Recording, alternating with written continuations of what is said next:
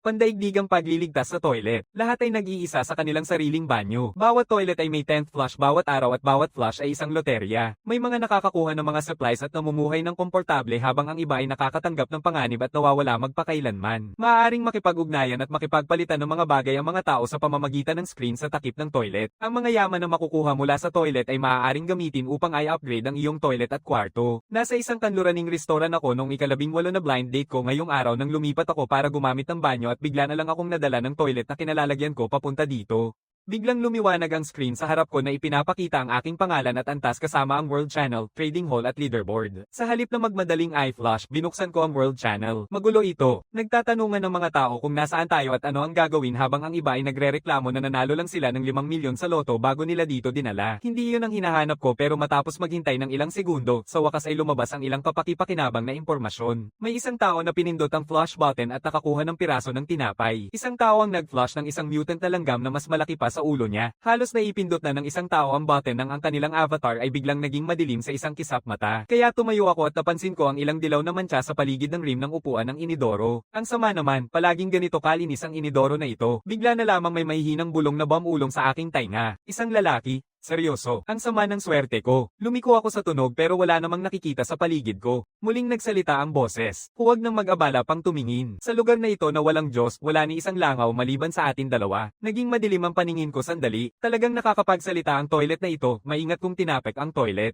Ikaw ba ang nagsasalita? Nagulat ng husto ang inidoro at pumutok ito ng tubig. Grabe, talaga bang naririnig mo ako? Hindi ko mapigil ang mag-isip. Pwede bang ito ang legendaryong cheat ability? Oo, medyo kakaiba ang kakayahang makipag-usap sa isang inidoro. Pero sa isang mundong kung saan lahat ay nakulong sa banyo, ito ay walang duda isang paraang parang Diyos ang kalamangan. Naisip ko ito kaya nagsalita ako. Pare, alam kong matalino kang toilet. Gaano mo nakaalam tungkol sa larong ito? Naging mayabang ang tono ng Cobb 8. Maganda ang panlasa mo. Pagdating sa pag-flush, profesional ako. Alam ko ng eksakto kung ano ang nasa tangke bago pa man pindutin ang buton. Nagniningning ang mga mata ko. Para akong nanalo sa loto gamit ang cheat sheet. Kaya't masigasig kong tinanong kung ano ang aking makukuha sa susunod na pag-flush. Sandaling naging tahimik ang Cobb 8. Isang buo ng buhok. Amoy masama ang hatid nitong bagay. Hihigpitan ka nito hanggang sa mamatay ka na. Kinilabutan ako. Nagsisimula na ang isang halimaw. Pwede bang hindi na lang mag-flush? Tumawa ng masaya ang inidoro. Hindi, kailangan ng pag-flush. Bawat isa ay may countdown. Kung makaligtaan mo, makakakuha ka ng mas masahol pa ng walang pakundangan. Pero may tagong pangunahing tampok ako. Pwede kong laktawan ng flush at diretso sa susunod. May 5 minutong cooldown. Pero mas importante, ang pag-skip ay hindi naniningil ng flush. Naluha ang puso ko. Sa madaling salita, ito ay walang limitasyong pag-filter sa loob ng isang takdang oras. Laktawan mo na. Kailangan nating mag-skip. Gaano katagal bago matapos ang 5 minutong cooldown? Ang inidoro ay nagmumurang parang tamad.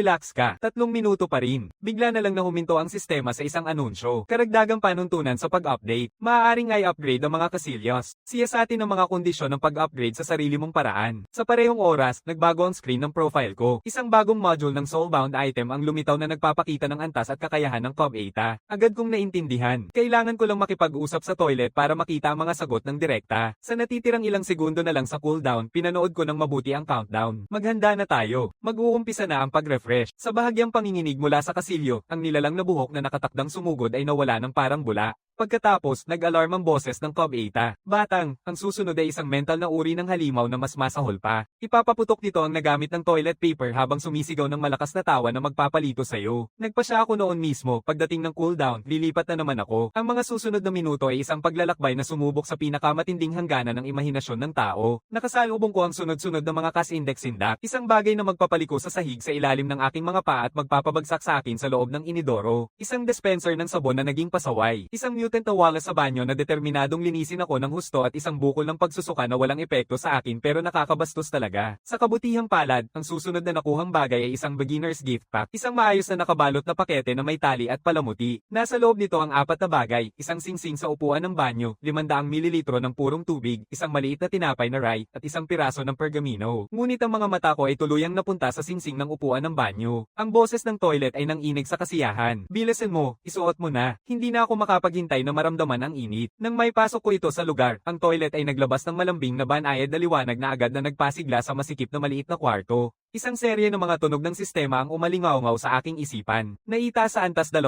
ang araw-araw na bilang ng pag-flush ay tumaas sa 20. Agad kong binuksan ang aking profile panel para tingnan. Ang kasilyo ay naging isang malinis na ceramic na modelo at may lumitaw na bagong kakayahan sa inspection na nagbibigay daan sa akin na makita ang pangunahing impormasyon tungkol sa karamihan ng mga bagay sa pamamagitan ng pagpindot sa mga ito. Mas lalo pang maganda, tumaas ang bilang ng flush ko sa 20.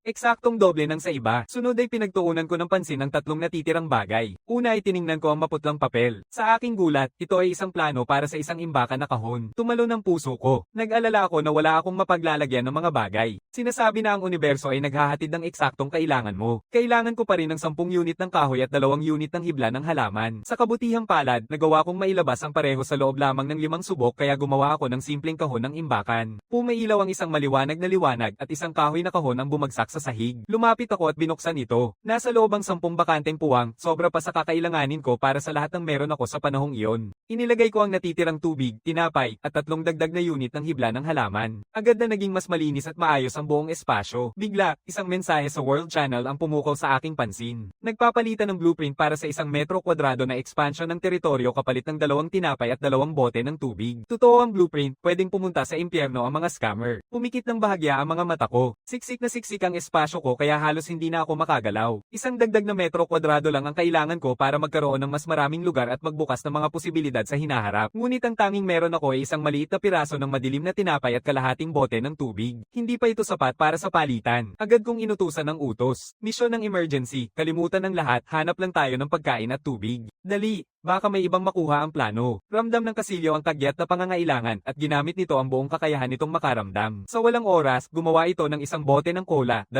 piraso ng puting tinapay, at 1 inihaw na sausage. Nang walang pag-aatubili, agad akong nagpadala ng isang tiyak na kahilingan sa kalakalan. Sa loob ng ilang segundo, natapos ang transaksyon at nakahinga ako ng maluwag. Sa parehong oras, nagpadala ang kabilang tao ng pribadong mensahe sa akin. Salamat pare, may utang ako sa'yo. Pagkatapos isara ang chat, nagtuon ako sa blueprint. Ang pagpapalawak ng teritoryo ay nangangailangan ng 10 unit ng kahoy at bato, kaya nagsimula na naman akong mag-flush. Maayos ang takbo ng lahat sa simula, kulang pa ako ng 4 na bato at 10 kahoy para makumpleto ang lahat. Inilagay ko ang bato sa imbakan, at basta na lang pinuri ang toilet. Magaling ang ginawa mo, ipagpatuloy mo lang. Agad na napuno ng pagmamalaki ang toilet. Syempre, huwag kang magpadala sa parte ng toilet. Pakiramdam ko ito ang aking espesyalidad. Tinatawag ko itong resonensya ng sistema. Magagamit ko ito upang kalkulahin ang bilis ng paglabas ng mga bagay na may katulad na katangian. Hindi ito perpektong tumpak, pero isang matibay na sanggunian. Gamit ang pattern na ito, nag-flush ang toilet ng 5 pang piraso ng bato. Lampas na ako sa kota ko ng bato. Pagkatapos nyun, pinukos ko ang toilet sa kahoy lamang. Sa ika-8 pag-flush, umabot na sa 15 unit ng kahoy ang nakolekta sa paligid ng toilet. Dahil kompleto na ang mga materyales, nagsimula na akong mag-ukit at matagumpay na pinalawak ang teritoryo mula 1 hanggang 2 metro kwadrado. Sa oras na yun, 3 beses na umalingaw-ngaw ang tunog ng anunsyo sa buong mundo. Binabati kita, Lian, sa pagtapos ng unang paglawak ng teritoryo sa buong mundo. Bilang unang pioneer, ikaw ay ginagantihan ng One Pioneer's Chest. Parang bomba ang dating ng mga salitang iyon, agad na nagpasiklab sa buong mundo. Ano ang pagpapalawak ng teritoryo? Mas malaki pa ang pwedeng maging laki ng aming mga Cob-Eta. Ano ang Pioneer's Chest? Ano ang prestihiyo? May mga nakatagong gantimpala ba ang larong ito? Agad kong pinanood ang talaan ng prestihiyo. Tiyak na, nasa tuktok ang pangalan ko na may 10 puntos ng prestihiyo. Ang boses ng toilet ay puno ng gulat at kasiyahan. Anak, sikat ka na. Ikaw ang numero 1 sa buong mundo. Hindi ko maiwasang ngumiti, mapait. Kasikatan hindi laging maganda, lalo na sa isang mundo ng pagliligtas kung saan ang bawat galaw mo ay pinalalaki ng 100 beses. Sa 12 pang pagtutulak na natitira, balak kong ipagpatuloy ang aking pag-uunahan. Sa sumunod na segundo, dumating ang isang kahilingan na maging kaibigan mula sa isang tinatawag na Dragon King. Matapos mag-isip ng sandali, tinanggap ko ito. Mas maraming kaibigan, mas maraming pagpipilian. Unang titignan ko kung ano ang gusto nila. Diretsong tinanong niya kung saan ko nakuha ang blueprint, pagkatapos ay nagmungkahi ng palitan. Isang simpleng blueprint ng kahoy na pader kapalit ng 15 unit ng kahoy at ang aking paraan para palaging makakuha ng mga resources.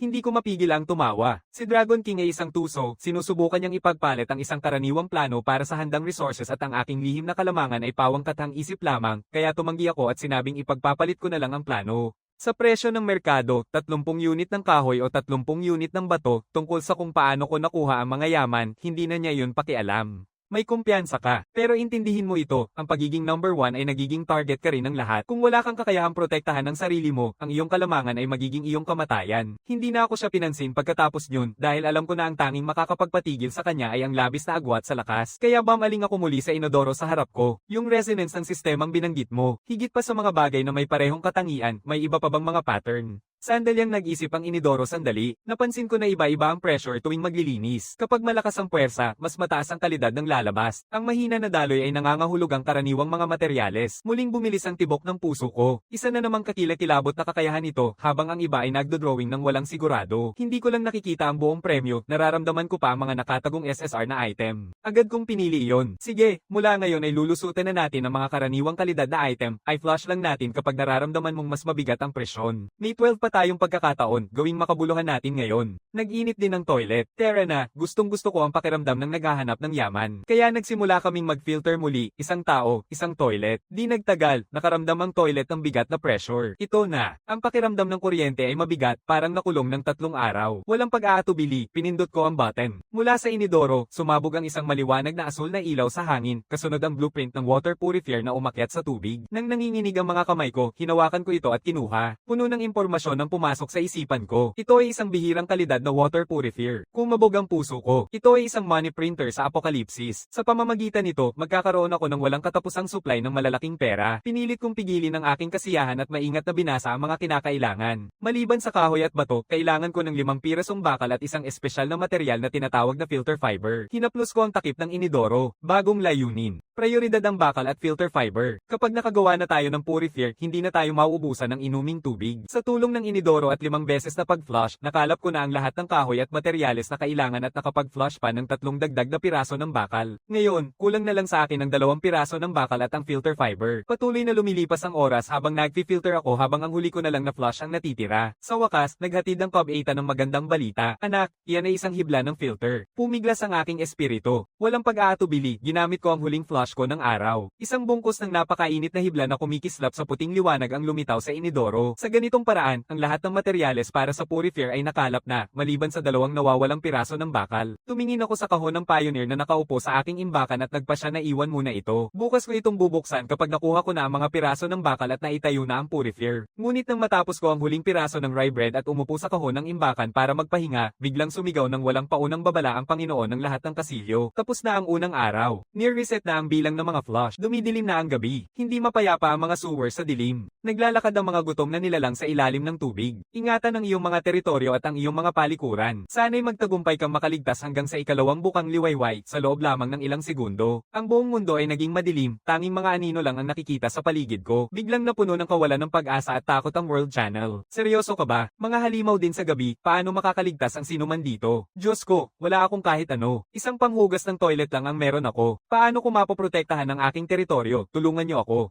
Sa tingin ko may kumakalabit sa sahig ko. Ang mga sigaw ng pagtulong, mga sigaw at sumpa ay bumahas sa screen, naglalarawan ng ganap na takot na parang apokalipsis. Naging seryoso ang aking mukha. Sinuri ko ang bilang ng aking flush. Nang ay anunsyo ng Panginoon ng lahat ng toilet ang reset, tumaas ang bilang mula 5 natitira hanggang 20. Mukhang hindi nailipat ang mga hindi nagamit na flush mula sa unang araw, pero 20 pagkakataon pa rin ang pinakamalaking kalamangan ko sa pagpasok ng gabi. Biglang nagpanik ang Cobb 8, sinabing lumalamig na ang base nito at nag-aalala na totoo ang babala ng Lord of all Toilets na maaaring dumating ang mga monster. Alam ko na, sa isang toilet at isang kaong imbakan lang, halos walang depensa. Kailangan kong gumawa ng mga armas at fortifikasyon agad. Kaya natutunan ko agad ang 2 plano at ginamit ang mga materyales ko para gumawa muna ng kahoy na sibat, hawak ang armas. Sa wakas, nakaramdam ako ng kaunting ginhawa, pero ang pangunahing material para sa paggawa ng bantay ay balahibo ng monster. Parang wala na akong magagawa kundi makipaglaban ngayong gabi. Bigla na lang sumabog sa isipan ko ang sigaw ng toilet. Anak, may umaakyat na tunnel mula sa ibaba at hindi lang iisa ang mga ito. Halos kasabay ng pagsasalita ng toilet, isang ingay ng ngipin na kumikiskes ang nanggaling sa gilid ng sahig sa ilalim ko. Sa sumunod na segundo, 5 mutant na daga sa imbornal na may kumikislap na pulang mata ang sumabog mula sa mga bitak sa sahig. Itinutulak ko ng buong lakas ang kahoy na sibat at naipit ang isang daga sa lupa. Ang natitirang 4 ay nagwala, sumugod sa akin mula sa lahat ng direksyon ng sabay-sabay. Pinakawalan ko ang sibat at inikat ito sa isang malawak na likod na galaw, tinulak ang nasa kaliwa ko, ngunit ang tatlo sa kanan at diretsyong harap ay nasa akin na.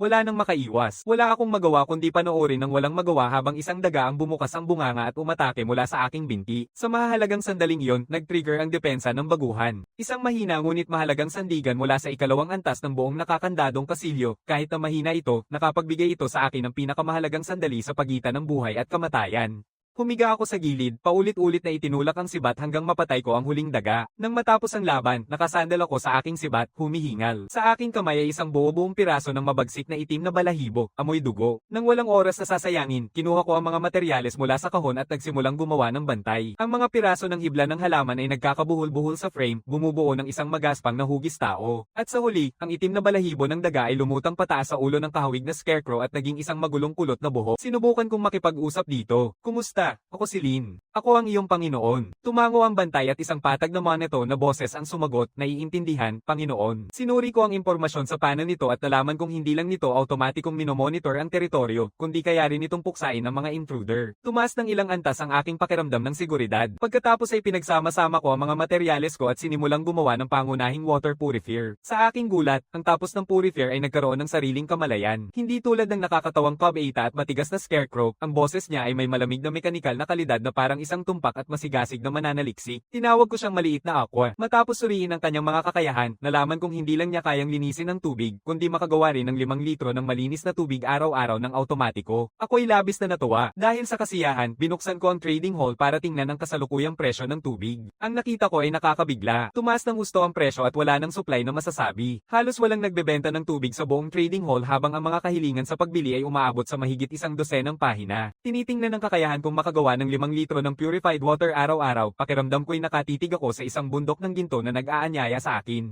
Matapos mag-isip sandali, nagpasya akong gamitin ang tubig bilang pera para mabili ang lahat ng uri ng blueprint. Layunin kong monopolyo ang pangunahing teknolohiya sa buong mundo, bumibili, naghahanap ng mga blueprint ng lahat ng uri, armas, kasangkapan, gusali, dekorasyon, kahit ano, ang tanging palitan ay tubig lamang para sa presyo. Ang post ay nagpasabog sa buong mundo at nagdulot ng kaguluhan. Maraming manlalaro ang nagsimulang magpadala ng mensahe sa akin, ang iba ay gustong bumili, ang iba naman ay nakikipagpalitan ng mga blueprint. Sa huli, ipinag-trade ko ang 700 mililitro ng tubig at isang rye na tinapay para sa blueprint ng isang dekalidad na kahoy na kama. Pagkatapos kong itayo ang kama, nagulat ako nang madiskubre na mayroon na rin itong sariling kamalayan. Ang kama ay maaaring pabilisin ng pisikal na paggaling at nagbibigay din ng buff na magpapahinga ng maayos. Sa ilalim ng bantay, ligtas kong nalagpasan ng unang gabi. Sa kalaunan, tuluyang sumikat ang bukang liwayway. Muling nagsalita ang Panginoon ng lahat ng kasilyos. Binabati ko kayong lahat na nakaligtas. Naitawid niyo ang unang gabi bilang gantimpala. Ganap na naibalik ang kalagayan ng isip ng lahat. Tumayo ako mula sa kama na pakiramdam ay ganap na refresh. Lahat ng pagod noong nakaraang araw ay nawala na. Pagkatapos ay may isang linya ng teksto na lumitaw sa harap ko. Tumaas ng 10% ang bilis ng paggawa mo. Bahagyang tumaas ang tsansa na makakuha ng mga high quality na gamit sa bawat pag-flush. Napangiti ako. Talagang sulit ang bawat resource na ginamit sa kama. Pagkatapos ay sinuri ko ang aking teritoryo. Ang mga bantay ay nananatiling tapat na nakatayo sa harap. May ilang itim na balahibo mula sa isang hindi kilalang nilalang na nakabaon sa kanilang katawan. Malinaw na nakipaglaban ito sa ikalawang bahagi ng gabi. Ang imbakan ng mga purify ay nakalikom na ng halos 2 litro ng malinis na tubig. Lahat ay nasa tamang direksyon. Ang Cobb 8 ay parang puno ng enerhiya. Magandang umaga bata, 20 bagong pagkakataon. Anong huli natin ngayon? Gusto mo munang magpainit kasama ang isang magandang babae? Pinabayaan ko siya at binuksan ang World Channel pagkatapos ng isang gabi ng pakikipaglaban para sa kanilang buhay. Lahat ay mas lalong nagutom at nauuhaw. Ang post ko tungkol sa pagbili ng blueprint kahapon ay nasa tuktok na. Ang mga komento na puno ng sagot at ang inbox at mga kahilingan sa kaibigan ko ay halos puno na. Alam ko kung ano ang ibig sabihin nito. Isang tahimik na monopolyo na nakatuon sa tubig at mga plano ang unti-unting nabuo. Pero sa gitna ng ingay, isang mensaheng nakapula ang kulay ang pumukaw sa aking pansin.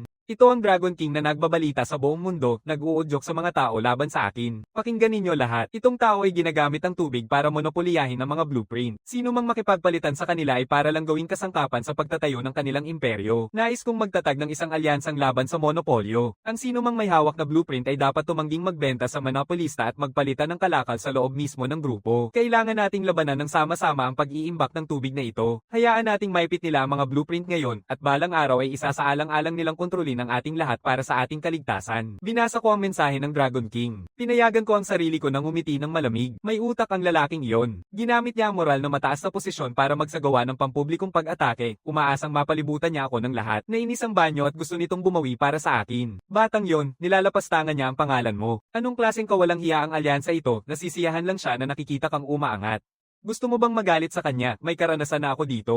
Sa pabrika habang isinasagawa ang pagsusuri sa kalidad, nakipag-away ako sa flush toilet sa linya ng assembly sa kabilang pabrika ng 3 araw ng tuloy-tuloy. Sobrang nainit ang ulo niya na pumutok ang mga tubo niya at kinailangan siyang ibalik para sa isang buong pagkukumpuni. Pumasok si Little Aqua na may kalmadong pagsusuri. Ang alyansa laban sa monopolyo na Dragon King ay magiging napakadaling bumagsak mula sa loob kapag tumindi ang presyon para mabuhay. Hindi natin kailangang harapin ito ng direkta. Iwasan lamang ang pag-aalaga at gamitin ang iyong ganap na kalamangan sa mga yaman ng tubig. Nasa iyong panig ang panahon. Magpapakita ang kahinaan ng alyansa habang lumilipas ang panahon at tumitindi ang presyon para mabuhay. Sila mismo ang babagsak nito. Ngumingiti ako bilang pagsang-ayon. Eksakto. Tama si Little Aqua. Hindi natin siya pinapansin at itutuloy lang natin ang ginagawa natin. Sa ganitong paraan, sinimulan ko ng ilatag ang plano ko para sa araw. Unang seguridad. Hindi sapat ang isang sentinela para matiyak ang kaligtasan. Kailangan kong magtayo ng wastong mga kuta. Pangalawang pagkain. Ang umaasa sa pagtapon para makakuha ng pagkain ay masyadong pasibo. At napaka hindi mapagkakatiwalaan ito. Kung makakakuha ako ng mga binhi ng halaman at blueprint para sa pagsasaka, ganap na masisiguro ang aking supply ng pagkain. Sa wakas, umaakyat na ako sa antas 3. Kailangan ng inidoro ng sariling tangke ng tubig at mga table tas panglinis. At lahat ng ito ay kailangang makuha sa pamamagitan ng pag-flush kaya binuksan ko ang mga mensahe ko at mabilis na pinili ang mga taong may mga blueprint na pwedeng ipag-trade. Di nagtagal, nakakita ako ng mensahe mula sa isang nagngangalang Bonnie na gusto ng karne. Hey! Meron akong pangunahing blueprint ng kahoy na pader. Magkano ang tubig na ipagpapalit mo para dito? Sa pamamagitan nito, maaari kong ganap na isara ang aking teritoryo na malaki ang maitutulong sa pagpapalakas ng aking depensa. Kaya agad akong nakipagpalitan ng 100 ml ng tubig para sa blueprint. Tinitingnan ko ang crafting panel, kailangan nito ng 10 unit ng kahoy at wala akong kahit isang piraso. Sa susunod na oras, umupo ako sa banyo na parang isang opisyal ng procurement, palaging sinusuri kung ano ang lalabas at nakikipagpalitan sa mga nagbebenta mula sa iba't ibang bahagi ng mundo, pinapalitan ng tubig ng 7 o 8 iba't ibang blueprint na malaki ang nagpalawak sa aking personal na tech tree. Kahit ang toilet ay na-shock, bata, ang bilis mong mangolekta parang binibili mo na ang buong mundo mag-isa, para kang may sariling gintong liwanag na kumikislap sa mata ko. Ito pa lang ang simula. Nais kong magtayo ng isang ganap na pader ng teknolohiya bago pa man malaman ng kahit sino kung ano ang nangyayari. Pagdating nila sa puntong makakuha ng matatag na supply ng tubig, malalaman nilang nasa akin na ang bawat piraso ng pangunahing teknolohiya habang ang mga kahilingan ay nakalista sa mahigit 100 pahina. Hi! Magandang umaga. Maraming salamat sa pagligtas ng buhay ko kahapon. Swerte ako ngayon at nakakuha na naman ng blueprint, isang berdeng isa sa pagkakataong ito. Ikaw ang naisip ko kagad, kaya binili ko agad at nakapagpasaya sa akin. Agad kong sinagot, ipadala mo na. Ilang sandali ang lumipas, nagpadala sila ng link, pinindot ko ito at natuklasan na isang blueprint ng fertilized planting box na may mataas na kalidad at pinaikling cycle ng pagtubo. Ito ang pinakakailangan ng aking plano sa pagsasaka. Ang mga materyales ay kahoy, lupa, at isang kakaibang sangkap na dumi ng mutant na earthworm. Hindi ako nagmadaling makipag-ayos, sa halip ay nauna akong pumunta sa aking inidoro, unang nilinis ang lupa at kahoy, saka namin hahanapin ang earthworm na gumagawa ng mga produkto, puno ng masiglang kasiyahan ang boses ng inidoro. Ito ang pangunahing layunin ng lahat ng kasilyo, ilabas ang mga biyaya ng kalikasan. Ito ang sagradong siklo ng buhay sa lupa. Sige na, hanapin mo na ang earthworm ng kapalaran, buong tapang mong ailapit ang iyong hiling at tatanggapin mo ang pinakamalalim at pinakamatabang regalo mula sa inang kalikasan, may pulseng na ugat sa aking templo. Pwede bang magsalita ka na parang normal na tao? Kailangan lang namin ng pataba. Tumigil ka na sa pagpapanggap na parang tayo ay naglalakbay sa isang sagradong paglalakbay. Yamakap ang toilet sa dibdib nito at nagdusa sa matinding paghihirap, hindi mo lang talaga naintindihan ang filosofiya at kagandahan nito. Kalimutan na natin. Ang mga mortal tulad mo ay imposibleng kausapin. Sige na, ituloy na natin. Ang aking kakayahan sa pakiramdam ay naghahanap ng aksyon. Ngayon, hahanapin ko sa iyo ang pinakamagandang specimen sa buong mundo ng mga Cobeta. Wala na akong pasensya sa dramatikong toilet at bumalik ako sa pagpapadala ng mensahe kay Xiao Chen na mahiyain. Kukunin ko ang plano ngunit kailangan ko ng oras para maghanap ng mga materyales na sinagot ni Xiao Chen agad-agad. Siyempre, maghihintay ako habang naayos na ang seller. Sinimulan ko ang unang pagtutubig ko ngayong araw. Tumagal ng kaunti ngunit nagawa kong ilabas lahat ng kahoy at fertilized soil na kailangan ko. Ngayon ang tanging natira ay ang pinakamahalaga at pinakakakaibang sangkap. Lumapit ako sa inidoro na may seryosong ekspresyon, gamit ang buong kakayahan kong makaramdam ng anumang bakas ng bulati o katulad nito. Ang boses ng inidoro ay naging misteryoso at mapagpahalaga. Madali lang, madali lang. Binabantayan ko na ang radar ng komunidad namin habang nagsasalita tayo. Malapit nang magsalita ang inidoro, nanginginig ang boses sa halos hindi mapigil ang kasiyahan. Nararamdaman ko ang isang malakas na pagnanais na puno ng enerhiya ng buhay na malapit lang. Malaki ito. Handa na ito. Puno ito ng pagmamahal sa mundo. Anak, maghanda na sa susunod na paghuhugas. Malaki ang posibilidad na makikilala natin ang isang bagay na malaki. Humigpit ang kapit ko sa kahoy na sibat. Dahil sa mga sensasyon sa Cob Eta, nailabas namin ang isang malaking mutant na earthworm na may antas 3 at nakalista ang katangian nitong mahinahon at tahimik akong huminga ng ginhawa. Sinasadyang akong naglakad pasok. Kumusta? Dahan-dahang humarap sa akin ang dambuhalang earthworm at isang matalim na tinig na parang papel na sandpaper ang kumalabit sa aking isipan. Amoy tao. Matagal na rin. Sumigaw sa isip ko ang inidoro. Mabilis na tanong kung gusto nitong umalis. Iyan ang pinakamataas na uri ng respeto na maipapakita mo sa isang producer. Malakas ang panginginig ng mukha ko pero nagpakatatag ako at nagpatuloy. Ginoo Earthworm, kamakailan lang ay nagsagawa ako ng pananaliksik sa agrikultura at kailangan ko ng urgenting organic na pataba na mataas ang kalidad. Narinig ko na ang iyong output ay napakabisa. Nais ko sanang malaman kung maaari kang maging bukas. Hindi ko natapos ang pangungusap. Ramdam ko na parang pilit na binubuo muli ang buong pananaw ko sa buhay. Hindi kumilos ang dambuhalang uod sa lupa. Sa katahimikan, halos maririnig ko ang tibok ng puso ko. Nang akala ko nagalit na ito at nagsimulang umatras, bumalik ang matinding boses sa isipan. Gusto mo ng aking esensya ng lupa. Kumunat ako ng mata at naintindihan ko na. Iyon pala ang tawag dito sa sarili nitong dumi. Oo, tama, ang esensya ng lupa. Mabilis akong tumango. Ang tono ng uod sa lupa ay may halong pang-iinsulto. Ang aking esensya ng lupa ay isang yaman na nagmula mismo sa kaluluwa ng lupa na masigasig na inalagaan araw at gabi. Bawat piraso ay nagkakahalaga ng malaking pagsisikap ko. Hahayaang kunin mo lang ito ng walang bayad. Nabigla ako. Hindi ko akalain na sa buhay ko ay pagtuturuan ako ng matindi tungkol sa paghahanap ng isang piraso ng tae mula sa may-ari nito. Agad akong kumilos upang makalayo. Hindi libre. Gusto kong makipagpalitan. Isang patas na palitan. Habang nagsasalita ako, pumasok ako sa kahon ng imbakan at kinuha ang inihaw na sausage na matagal ko nang iniimbak at hindi ko maaninag na kakainin. Matapos ang isang mahabang katahimikan, tumugon ang uod sa lupa. Tanggap-tanggap. Pero kamakailan lang ay nagkakaroon ako ng mga problema sa pagtunaw. Kailangan mong maghintay. Pagkatapos ay tumunog ang toilet at pinakiusapan akong magbiro para mapabilis ang proseso. Hindi ko pinansin ang toilet at naghintay lang. Makalipas ang ilang sandali, naglabas ang earthworm ng isang masa na may kakaibang sariwang amoy. Inilagay ko ang bagay sa bulsa ko at inihagis ang longganisa ng isang hakbang. Nilunok ng earthworm ang longganisa at kontento, bumalik sa kailaliman ng inidoro at nawala. Nang makita itong umalis, huminga ako ng malalim. Parang natapos ko na ang isang epikong misyon. Ngayon ay handa na ang lahat. Agad kong nilapitan si Timid Xiao Chen. Nakuha ko na ang lahat ng materyales. Gawin na natin ang palitan. Malinaw na silang naghihintay ng nakabuntong hininga at sa sandaling dumating ang aking mensahe. Agad silang pumayag. Hawak ang plano. Agad akong nagsimulang gumawa. Sa isang kisap mata, nabuo ang kahoy na kahon para sa pagtatanim. Nasa loob nito ang malalim na itim na masaganang lupa at ang esensya ng lupa ay unti-unting pumapasok, binibigyan ng madilim na lupa ng isang mainit at malusog na glow. Sa sandaling matapos itong mabuo, isang mainit at mahinahong tinig ang umusbong sa aking isipan. Ang ganitong mainit na lupa, ganito kayaman ng mga sustansya.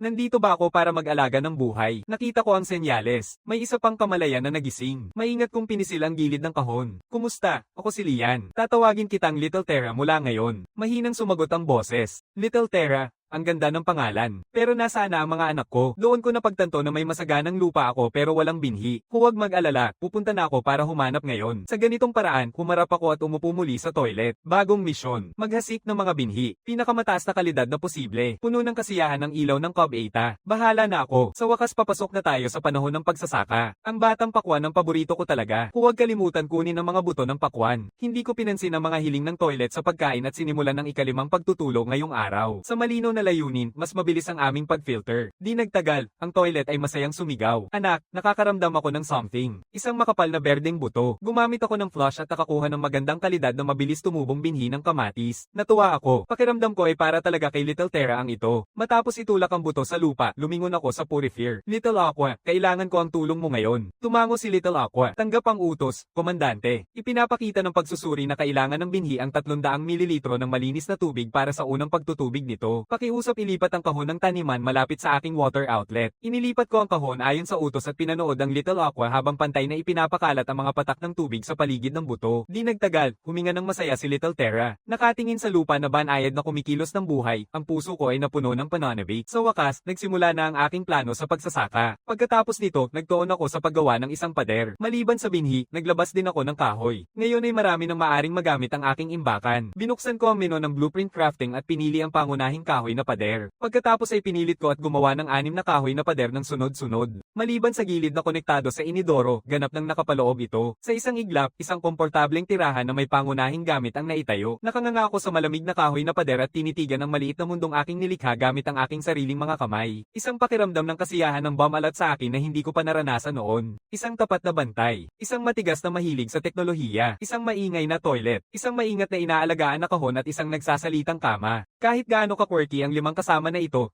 ang naging tunay kong tahanan sa kakaibang mundo. Pero habang ako'y nakabaon na sa kapayapaan na iyon, muling bumusina ang malamig na tinig ng Panginoon ng lahat ng mga toilet. Lahat ng manlalaro, mag-ingat kayo. Kapag umabot na sa level 5 ang iyong toilet at sakop na nito ang 10 metro kwadrado, maaari kang magtayo ng isang dimensional portal para bumisita o mang-raid sa teritoryo ng iba pang manlalaro. Ang tunay na hamon ay nagsisimula pa lamang. Mag-enjoy sa laro. Ang tinig ng Panginoon ng lahat ng toilet ay naglaho, ngunit ang shockwave ay bumayo sa buong channel ng mundo at sa isipan ng bawat manlalaro, portal, bisita, at panghihimasok. Yung mga salitang iyon ay nagpasimula ng biglaang pagpatay sa channel kaya isinara ko ito at tiningnan ang sarili kong panel. Level 2 na toilet, 2 metro kwadrado. Malayo pa ang tatahakin ngunit hindi maitatanggi na ako ang pinakamalapit na tao sa layunin. Lumiko ako sa direksyon ng Cobb 8. Ang toilet ay hindi komportableng kumikilos sa ilalim ng aking titig. Batang, yung paraan ng pagtitig mo sa akin ay nakakakaba. Pinutol ko siya. Tumahimik ka. Iniisip ko kung paano kita mapapabilis umakyat sa level 5. Biglang bumangon ang perk ng toilet. Kaya mas mabuting mag-upgrade na tayo agad-agad. Bigyan mo lang ako ng independent water tank at mga tablet para sa paglilinis ng toilet at mararating ko na ang level 3. Ngumiti ako. Ngayon na kontrolado na ang tubig at pagkain, panahon na para mag-focus sa pag-angat ng antas. Pero bago magsimula, kailangan kong ayusin ang mga nakamit kahapon. Ginamit ko ang mga pangil ng daga upang i-upgrade ang kahoy na sibat into isang sibat na may pangil na nakalagay. Lakas ng atake ay Dom Oval. Pagkatapos ay kinuha ko ang karne ng mutant na daga na halatang hindi nakakagutom. Sabi ng panel, may 30% na tsansa na magka-stomach problem kapag kinain ito ng hilaw. Nilingan ko ng masama. Masyadong delikado kumain ng diretso. Ang huling bagay na kailangan ko ngayon ay mawalan ng kakayahang lumaban dahil sa masamang tiyan. Doon ko naalala ang blueprint ng campfire na pinagtalunan ko kanina kasama ang pinong tubig. Ipinakita ng panel na kailangan ito ng kahoy at bato, pareho kong taglay sa aking inventaryo kaya ginamit ko ang blueprint at mga materyales para magtayo ng campfire. Sa sandaling sumiklab ang mga apoy, isang malakas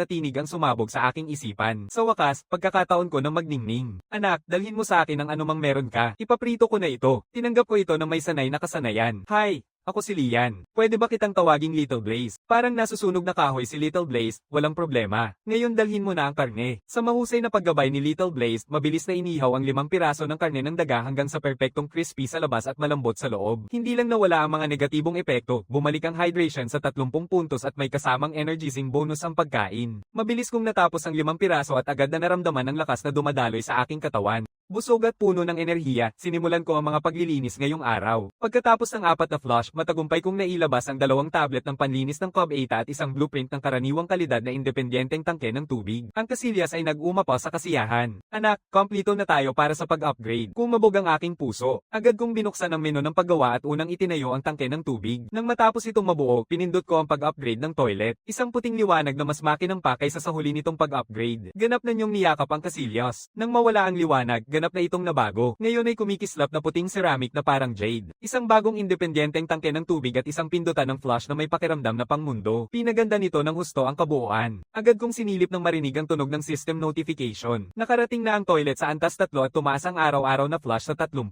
Agad na nadagdagan ang natitirang bilang sa 46 at mas nakakagulat na unlock nito ang isang passive na kakayahan. Napakababa ng tsansa na biglang ma-upgrade ng kusa ang isang puting item ng komentador na malapit ng malikha sa isang berdeng dekalidad na item. Agad na nagsimulang magpasikat ang kasilyo. Nakikita mo yung batang yon. Ngayon, ako ay isang aristokratikong Cobb 8 na. Mula ngayon, tawagin niyo akong Sir Throne. Ramdam ko ang lakas na dumadaloy sa bawat bahagi ko at ngayon kaya kong ilabas ang isang buong dagat ng mga bituin. Iniwas ko ang kanyang pagmamalaki at agad na sinubukan ang bagong kakayahan. Sa susunod na kalahating oras, nagtulak ako tulad ng isang walang pagod na menero, pinapagalaw ang toilet upang salin ang isang pagbaha ng basura. Serbisyo, skip, balahibong baluti, katanggap-tanggap na depensa, pero kailangan ng ayos, masyadong abala, skip. Biglang tumaas ang boses ng toilet. Anak, narito na. Nag-activate ang pag-angat ng kalidad. Ito ay isang blueprint ng kahoy na pana sa puting antas, ngunit kanina lang, naging berde ito. Agad akong nagpasya na itapon ito at isang blueprint na may mas pinong material at malinaw na mga pattern ng butil ang napunta sa aking mga kamay. Nang makita ko ang mga detalye sa blueprint, tumaas ang aking tibok ng puso. Ito ay isang elven na kahoy na pana, isang armas na pangmatagalang sakop. Ibig sabihin nito ay makakatakas ako ng ligtas mula sa likod ng bantay at malaking hakbang ang aking kakayahang mabuhay. Agad kong nakuha ang blueprint at nalaman na ito ay isang tuyong litid ng hayop na Mingwan. Mayroon na akong lahat, ang kahoy at hibla ng halaman. Ang tagumpay na ito ay parang suntok ng adrenaline na ganap akong dinadala sa proseso ng pag-flush at pag-filter. Sa susunod na oras o higit pa, nagtrabaho ako na parang isang walang tigil na manggagawa, pinapadaan ang toilet sa bawat alon ng mga bagay. Pagkatapos ng 20 flush, nagbago ng husto ang aking teritoryo. Hindi lamang ako nakalikom ng tenda ng hayop at matagumpay na nakagawa ng kahoy na pana ng elven, pinalitan ko rin ang lahat ng kahoy na pader ng mga batong pader gamit ang bagong nakuha kong blueprint. Ang makapal na pader na bato sa paligid ko ay nagbigay ng antas ng seguridad na hindi ko pa naramdaman noon. Naisama ko pa ang blueprint ng isang istasyon ng paggawa ng pana, naganap na nalutas ang problema sa logistic ang pang-amo para sa aking mga malalayong atake. Nang huminto na ako, may siyam pa akong natitirang flush. Ang dati kong simpleng maliit na espasyo ay naging isang maliit na fortaleza at sa prestihiyosong leaderboard, tumaas ang aking score sa kamanghamanghang 58 puntos dahil sa malawak na mga pag-upgrade sa aking base. Iniwan ng pangalawang pwesto, kahit na sino pa siya na malayong nasa likod, huminga ako ng malalim at umupo sa malamig na pader na bato, ramdam ko ang malalim na kasiyahan. Ang boses ng toilet ay naging parang pagod na. Anak, pwede ba tayong magpahinga? Matapos ang lahat ng pag-ihi, parang sumabog na ang mga bato ko. Ngumiti ako at tumingin sa kahon ng tanim, halos mapatalon sa gulat. Sa loob lang ng 2 oras, isang makulay na berdeng punla ng kamatis ang tumubo na 10 sentimetro ang taas sa gitna ng madilim na lupa. Lumakad ako nang nagtataka. Maliit na Terra, sobrang bilis nitong lumago. Maamo ang boses ni Little Terra nang sagutin, Ginoo, ito ay ang kapangyarihan ng esensya ng lupa. Maganda nitong nilulunok ang binhi. Ang bilis ng paglaki ay lampas sa aking mga inaasahan. Tuwang-tuwa ako. May tunay na pagkakataon na kakain ako ng sariwang kamatis ngayong gabi. Sa mga pangunahing pangangailangan sa buhay na ito, maaari na akong magpahinga at mag-isip tungkol sa mas malaki pang plano. Naisip ko ang mas malayo pa, ang panghuling layunin na ipinahayag lang ng Panginoon ng lahat ng kasilyo, ang dimensional na portala. Tinitingnan ng aking level 3 na kasilyo at ang 2 metro kwadradong silid, alam kong malayo pa ang lalakarin. Ang pagpapalawak ng teritoryo ay nangangailangan ng mga bihirang blueprint para sa expansion na hindi ko pa nakita kailanman sa trading hall. At para umakyat sa antas 4, kailangan ng matalinong upuan ng toilet at tubig mula sa buwan ng balon. Sila pa lang ang pangalan, alam mo nang hindi madaling makuha. Pagbubukas ng portal ay mas magiging mahirap kaysa sa aking inisip. Habang tahimik akong nag-iisip ng estratehiya, isang broadcast mula sa mundo na nakapula ang highlight ang pilit na kumuha ng aking atensyon. Nagpapalabas si Dragon King sa buong mundo, mga kapatid ng alyansa, matagumpay naming na-activate ang scroll ng hamon ng koponan. Nabuksan na ang portal papunta sa dambong ng Sewer Sludge Lord. Nagtitipon ako ng 20 mangangayupang koponan. Ang lahat ng makukuha ay ipamamahagi sa pamamagitan ng ambag. Ito lang ang ating tanging pag-asa na mabrik ang monopolyo at makuha ang mga bihirang yaman. Lalakad ang grupo sa loob ng 10 minuto. Pagkatapos niyang matapos, sumabog ang World Channel. Higit kailanman ang reputasyon ng Dragon King. Tumingin ako sa mga mensahe na dumaan ng tahimik, walang emosyon. Ang mga scroll ng koponan at mga hamon sa grupo ay nagbigay ng pag-asa sa maraming tao na makahabol o kahit makahuli sa pamamagitan ng shortcut. Ito ay tunay na isang landas na hindi ko pa naisip. Ang 20 tao na sabay-sabay haharap sa isang hindi kilala at mapanganib na boss ay mukhang kaakit-akit sa ibabaw, ngunit ang likas na katangian ng tao kapag humarap sa malalaking gantimpala at panganib sa buhay ay bihirang tumugma sa itsura nito. Kaya't inilihaw ko ang aking pansin mula sa kaguluhan sa labas at sa halip ay tumingin sa aking ganap na puno ng imbakan at sa siyam na mahahalagang natitirang paliligo. Naintindihan ko na mas mainam na panatilihin ko ang aking kapalaran sa aking sariling mga kamay kaysa umasa sa hindi tiyak na pagtutulungan ng grupo. Ngunit ang hamon ng grupo ni Dragon King ay nagdulot ng kaguluhan sa aking maliit na samahan. Ang boses ng toilet ang unang sumabog sa aking isipan, halos naglalaway sa kasiyahan. Ang mga aktibidad ng koponan ay parang sobrang saya. Pare, pupunta na tayo para tingnan, baka makatagpo ako ng cute na babae sa banyo. Agad na pinutol ng kalmadong boses ni Little Aqua ang pantasya. Tinanggihan. Pagsusuri batay sa magagamit na datos.